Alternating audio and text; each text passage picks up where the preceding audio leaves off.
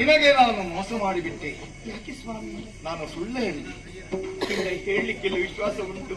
ನಂದನವನದಲ್ಲಿ ಸುಳಿದಂತಹ ಸುಂದರಿ ನಿಜವಾದ ಹೆಣ್ಣಲ್ಲ, ಮತ್ತೆ ಹೆಮ್ಮಾರಿಯಾಗಿದ್ದಾಳೆ. ಅಂದ್ರೆ ದೈತ್ಯ ಕುಲದ ಕಂಟಕಿಯಾಗಿದ್ದಾಳೆ. ಆಕೆ ತನ್ನ ತನಗೊಳೆಯುವುದೇ ಭ್ರಮೆಯು ಕಾಂತ ಕೇಳು ಮುನಿಯದೆಯೇ ಮುನಿಯೇ ವರದ ಮುನಿಯು ಕಾಂತ ಕೇಳು ಇನ್ನು ಬೆಳಕ ಬೀರಲುಂಟೆ ಕಾಂತ ಕೇಳು ಮತಿಯ ಕಣ್ಣಿನಿಂದ ನೋಡುತ್ತಾಯ ಕಾಂತ ಕೇಳು. ಯಶೋಮತಿ, ನಾನು ಕಂಡ ಕನಸೆಲ್ಲವೂ ಸತ್ಯವಾಯಿತು ಸ್ವಾಮಿ, ಸತ್ಯವಾಯಿತು. ಏನು ಸತ್ಯವಾಯಿತು? ದುಷ್ಟರನ್ನು ಶಿಕ್ಷಿಸುವುದಕ್ಕಾಗಿ ಶಿಷ್ಟರನ್ನು ಪಡೆಯುವುದಕ್ಕಾಗಿ ಅಂಬಿಕೆ ಚಂಡಿಕೆಯಾಗಿ ಬರುವಂತಹ ದೃಶ್ಯವನ್ನು ಕನಸಲ್ಲಿ ಕಂಡೆ ಸ್ವಾಮಿ, ಕನಸಲ್ಲಿ ಕಂಡೆ. ಒಂದು ಧರ್ಮವನ್ನು ಉಳಿಸುವುದಕ್ಕಾಗಿ ಅಧರ್ಮವನ್ನು ಹೋಗಲಾಡಿಸುವುದಕ್ಕಾಗಿ ಪ್ರತ್ಯಕ್ಷ ಅಂಬಿಕೆ ಬರುವ ದೃಶ್ಯವನ್ನು ಕಂಡೆ ಸ್ವಾಮಿ. ಯಶೋಮತಿ, ವಲ್ಲಭ, ನನ್ನ ಆಡುಕೆಗೆ ಒಳಪಟ್ಟಂತಹ ಪ್ರದೇಶದಲ್ಲಿ ಎಲ್ಲಿ ಅಧರ್ಮವಾಗಿದೆ ಹೇಳು. ಅನ್ಯಾಯ ಇಲ್ವೇ? ಅಧರ್ಮ ನೀವು ಮಾಡಿಲ್ಲ ಸ್ವಾಮಿ. ಅನ್ಯಾಯ ಅನಾಚಾರ ನಿಜ ನನ್ನ ಗಮನಕ್ಕೆ ಬಾರದಲ್ಲಿ ಅಂತ ಹೇಳು. ಪ್ರಭು, ಬ್ರಾಹ್ಮಣರನ್ನು ಕೊಂದವರು ಯಾರು? ನಾನೇ ಕೊಲ್ಲಿಸಿದವ. ಯಾಕೆ ಕೊಲ್ಲಿಸಿ? ಸದಾ ಯಜ್ಞಯಾಗಾದಿಗಳನ್ನು ಮಾಡಿದ ಮುಖೇನವಾಗಿ ದೇವತೆಗಳಿಗೆ, ನಮ್ಮ ಬದ್ಧವೀರಿಗಳಿಗೆ ಅವಿಸನ್ನು ಸಲ್ಲಿಸ್ತಾ ಇದ್ದಾರೆ.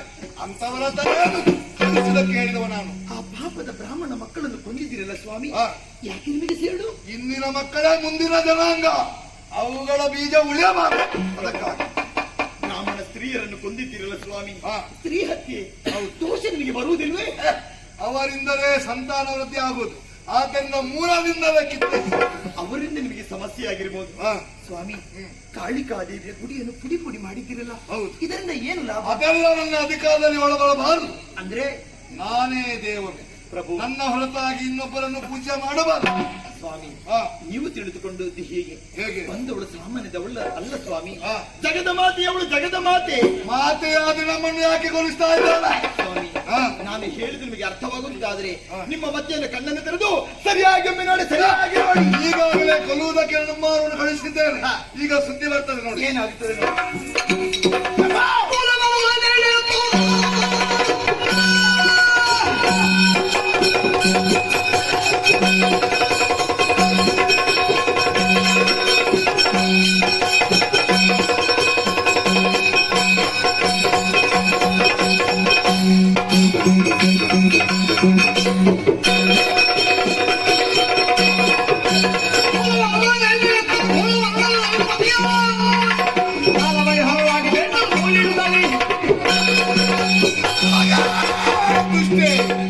ಗೆಲುವಿನ ಗರಿಯೊಡನೆ ಹಾರಾಡುತ್ತಿದ್ದಂತಹ ನಮ್ಮವರನ್ನೆಲ್ಲ ನಿನ್ನ ಸೊಕ್ಕನ್ನು ಬಿಡುವುದಿಲ್ಲ. ಎಲ್ಲಿ ಮೂಲಬಲ ಚಂಡಿಕೆಯೊಳಗಾದು ಜಯಗೊಂಡ ಪೆರಂದಲದಿ ಒಂದು ದನವೇ ನಿಮ್ಮವರು ಕಂಡ ಬಲಾಕವರು ಇಂದು ಗೆಡದಲ್ಲಿ ಹದನವ ಕಂಡೆನು ನಿಜ ಸಾಧ್ವಿಯ ನುಡಿ ಖಂಡಿಸನ ಪಾವನವ ಕಂಡ ಬೆಲವೆಲೆನವು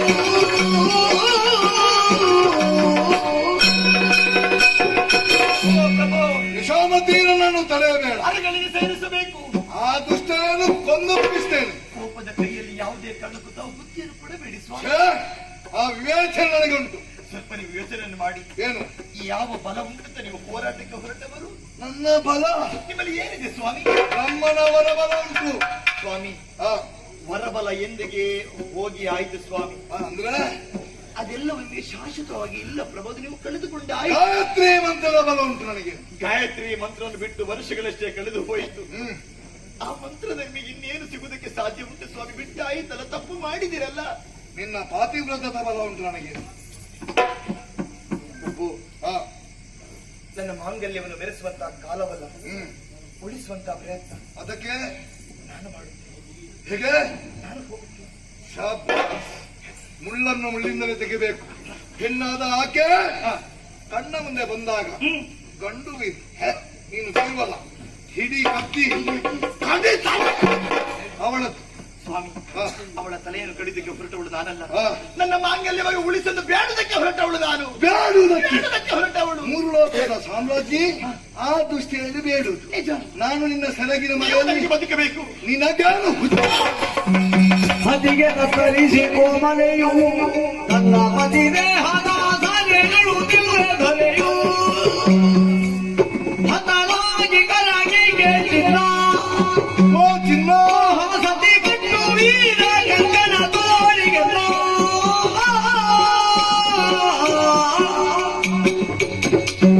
ಯಶೋಮತಿ, ಅಯ್ಯೋ ಅಯ್ಯೋ ನನ್ನ ಕೈ ಮೀರಿ ಹೋಯಿತು. ಮದುವೆಯಾಗಿ ಅದೆಷ್ಟೋ ಸಮಯ ವಸಂತವನ್ನು ಕಳೆದುಕೊಂಡು ನಿಜ ನಾನು ವಿನಾದಕ್ಕಾದ್ರೂ ನಿನಗೆ ಹೊಡೆದವನಲ್ಲ, ಬಡಿದವನಲ್ಲ. ಸತ್ಯ ಸ್ವಾಮಿ. ಈ ಕಾಲಕ್ಕಾಗುವಾಗ ನನ್ನ ಕೈ ನಿನ್ನ ಕೆನ್ನೆಗೆ ಸಾವರಿಸಿದ್ರೆ ಅರ್ಥ ಏನು? ಕಾಣದ ಕೈಯೊಂದು ಕೆಲಸ ಮಾಡುತ್ತದೆ ಎಂದೇ ಅರ್ಥ. ಅಯ್ಯೋ ಶಿವ, ಏನೇ ಆಗಲಿ ಏನು ಪ್ರಭು, ನಿನ್ನ ಪಾತಿವ್ರತದ ಬಲದಿಂದ ಇಂದಿನ ಕಾಲಗಳಲ್ಲಿ ಆ ದುಷ್ಟೆಯನ್ನು ಮಣ್ಣುಗೂಡಿಸ್ತೇನೆ. ಇದಾ ಕಟ್ಟು ಇದನ್ನು. ಕಟ್ಟುತ್ತೇನೆ ಸ್ವಾಮಿ, ಕಟ್ಟುತ್ತೇನೆ. ನಿಮ್ಮ ಕೈಗೆ ರಕ್ಷಾಕವಚ ಕಟ್ಟುವುದಿಲ್ಲ ಪ್ರಭು. ನೇರವಾಗಿ ಅಂಬಿಕೆಯ ಬಳಿಗೆ ಹೋಗಿ ಅವಳ ಕೈಗೆ ರಕ್ಷಾ ಕವಚ ಕಟ್ಟಿ ನನ್ನ ಮಾಂಗಲ್ಯವಾಗಿ ಉಳಿಸುತ್ತ ಸಾಮ್ರಾಟನಾಥೇನು ಇರುವ ನೀನು ಪತಿಗೆ ಬೇಕಾಗಿ ಪತಿ ಆಜ್ಞೆಯನ್ನು ಮೀರುತ್ತೇನೆ. ಮಹಾಸತಿಯಾದಂತ ನೀನು ಸತಿಧರ್ಮವನ್ನು ಮೀರುವೆಯ? ನನ್ನ ಗಂಡನಿಗೋಸ್ಕರ ಎಲ್ಲವನ್ನು ಮೀರುತ್ತೇನೆ ನಾನು. ಬೇಡ, ನಾ ಹೋಗ್ತೇನೆ, ಬೇಡ, ನಾ ಹೋಗ್ತೇನೆ. ಬೇಡ.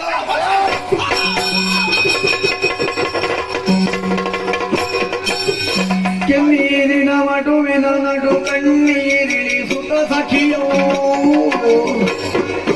ಕನ್ನೆಯೊಳಗೆ ಕರೆದನು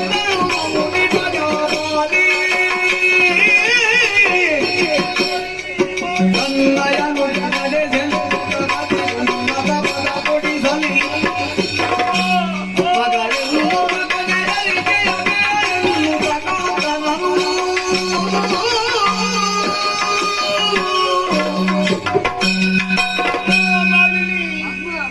ಒಂದೇ ದೇಹದೆರಡು ಕರಗಳಂತೆ ಇದ್ದವರು ನಾವಿಬ್ಬರು, ಒಂದೇ ರಥೆರಡು ಚಕ್ರಗಳಂತೆ ಇದ್ದವರು ನಾವಿಬ್ಬರು. ನಿನ್ನನ್ನು ಬಿಟ್ಟು ದೂರ ಹೋಗುತ್ತಾ ಇದ್ದೇನೆ ಮಾಲಿನಿ, ದೂರ ಹೋಗುತ್ತಾ ಇದ್ದೇನೆ. ನಾನು ಸಾಯ್ತೇನೆ ಎಂದಾಗಿ ಚಿಂತೆ ಇಲ್ಲಮ್ಮ.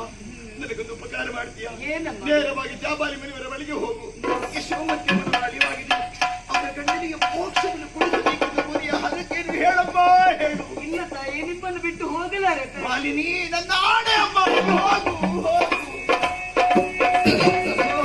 ತನ್ನೆಡೆ ಬಲಿಸುತ್ತ ಪಾದಗಳನ್ನು ತಿಳಿದು ಪದ ಧೂಳಿಯ ತನ್ನೆಡೆ ಬಲಿಸುತ್ತ ಪಾದಗಳನ್ನು ತಿಳಿದು ಪದ ಧೂಳಿಯ ತನ್ನಯ ಹಣೆಗಿರುತ್ತಾಗ ಎನ್ನೆಯು ಕಾಂತನು ಖಂಡಿತ ಜಗದೊಡೆಯ ಮಹೋದವನ ಬಲವಿದ್ದರು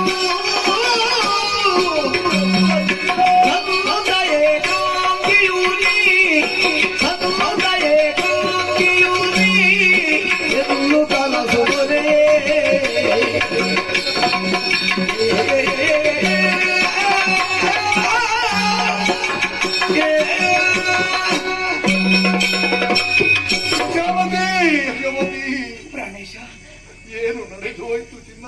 ನಿಮ್ಮನ್ನು ಬಿಟ್ಟು ನಾನು ದೂರ ಹೋಗುತ್ತೇನೆ ಸ್ವಾಮಿ. ಬೇಡ, ಬೇಡ. ನೀನಿಲ್ಲದ ನಾನಿರೋದಕ್ಕೆ ಸಾಧ್ಯವಿಲ್ಲ. ನಾನು ಸಾಯುತ್ತೇನೆ ಎಂಬುದಾಗಿ ಚಿಂತೆಯಲ್ಲ ಸ್ವಾಮಿ. ಮತ್ತೆ ನಾನು ಸತ್ತ ಮೇಲೆ ನಿಮಗೆ ಯಾರು ಇದ್ದಾರೆ ಎಂಬುದಾಗಿ ಯೋಚನೆ ಮಾಡಿ ದುಃಖ ಬರುತ್ತಾ ಇದೆ ಸ್ವಾಮಿ. ಅಯ್ಯೋ ಪ್ರಭು, ಕಡೆಯ ಕಾಲಕ್ಕೆ ಕೈ ಮುಗಿದು ಬೇಡಿಕೊಳ್ಳುತ್ತಾ ಇದ್ದೇನೆ. ಏನು? ಆ ಚಂಡಿಕರ ದ್ವೇಷವನ್ನು ಬಿಟ್ಟು ಅವಳಿಗೆ ಶರಣಾಗಿ ಯಶೋಮತಿ! ನಾನು ಹೋಗಿ ಬಂದಿದ್ದೀನಿ. ಸಾಧ್ಯ ಇಲ್ಲ, ಸಾಧ್ಯ ಇಲ್ಲ. ನಾನು ಜೀವವಿರುತ್ತಾ ಆ ಚಂಡಿಕೆಗೆ ಮಣಿಯಲಾರೆ.